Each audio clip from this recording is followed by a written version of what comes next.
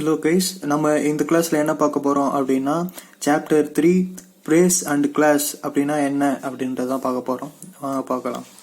Phrase அப்படின்னா the group of words it makes sense but not complete sense is called phrase. Phrase அப்படின்னா என்ன அப்படின்னு பார்த்தீங்கன்னா அது வந்து ஒரு பார்ட் ஆஃப் தி சென்டென்ஸு. அது வந்து கம்ப்ளீட் மீனிங்கை தராது. அதுக்கு வந்து சப்ஜெக்டு, ப்ரெடிகேட்டு, வேர்பு எதுவுமே இருக்காது. அப்படி இருந்தால் அது வந்து ஃப்ரேஸ் அப்படின்னு சொல்லுவோம். இங்கே பாருங்கள், எக்ஸாம்பிள், இன் ஏ கார்னர் அப்படின்றதுக்கு சப்ஜெக்டு, ப்ரெடிகேட்டு எதுவுமே இல்லை. அப்புறமா அது தனியாக அது வந்து மீனிங்கே தராது. எதனா ஒரு சென்டென்ஸ் கூட சேர்ந்தாதான் மீனிங் தரும். இதுதான் நம்ம ஃப்ரேஸ் அப்படின்னு சொல்கிறோம். இப்போ எக்ஸாம்பிள் பார்க்கலாம்.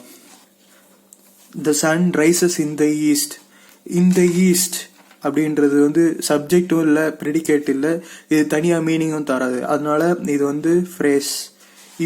இந்த சென்டென்ஸ் பாருங்க, ஹம்டி டம்டி சேட் ஆன் அ வால் அப்படின்றதுக்கு வந்து சப்ஜெக்டு எதுவுமே இல்லை, தனியாக வந்து இது மீனிங் அதனால இது வந்து ஃப்ரேஸ். நெக்ஸ்ட் வந்து டு மை டோர், இதுலேயும் வந்து சப்ஜெக்ட் இல்லை, வேர்ப் இல்லை, அதனால இதுவும் ஃப்ரேஸு.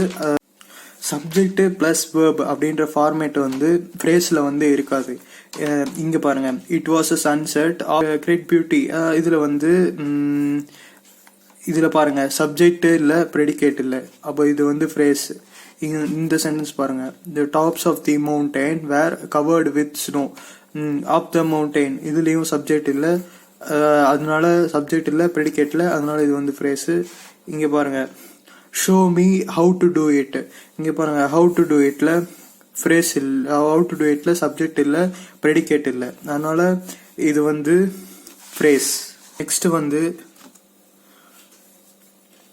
இந்த ரெண்டு சென்டென்ஸ் நம்ம பார்க்கலாம். He has a chain of gold. இப்போ பாருங்க, இங்க பாருங்க, செயின் ஆஃப் கோல்டு. இப்போ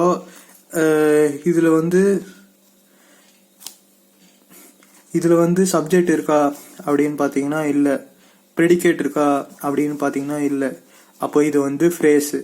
அதே சென்டென்ஸ், அதே மீனிங் தான் இந்த சென்டென்ஸ் பாருங்க. He has a chain which is made of gold.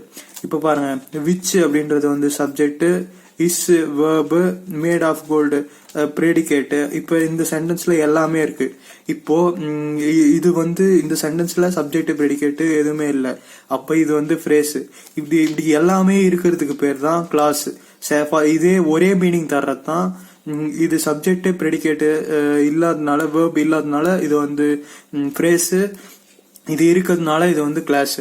இப்போ பாருங்க, கிளாஸ்னா என்னன்னு பார்ப்போம். Class, a group of words which forms a part of a sentence and contains a subject and predicate is called a class.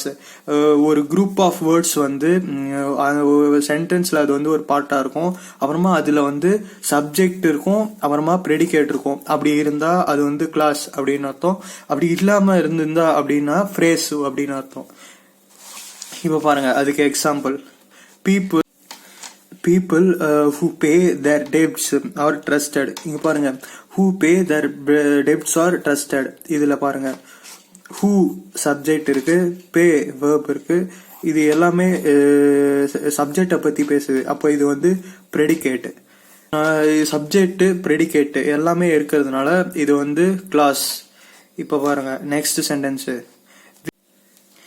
இப்போ பாருங்க, we cannot start while it is raining. இங்க பாருங்க, while it is raining, இங்க வந்து subject, predicate ரெண்டுமே இருக்கிறதுனால இது வந்து கிளாஸ். இப்போ நெக்ஸ்ட் வந்து I think that you have made a mistake. இங்க பாருங்க, யூ ஹாவ் மேட் சப்ஜெக்டும் இருக்கு, ப்ரெடிகேட்டும் இருக்கு, அதனால இது வந்து கிளாஸ். இதுலயே நிறைய டைப்ஸ் இருக்கு, அதை நம்ம அடுத்தடுத்த வீடியோல பார்க்கலாம். சப்ஸ்கிரைப் பண்ணுங்க, லைக் பண்ணுங்க. தேங்க்யூ.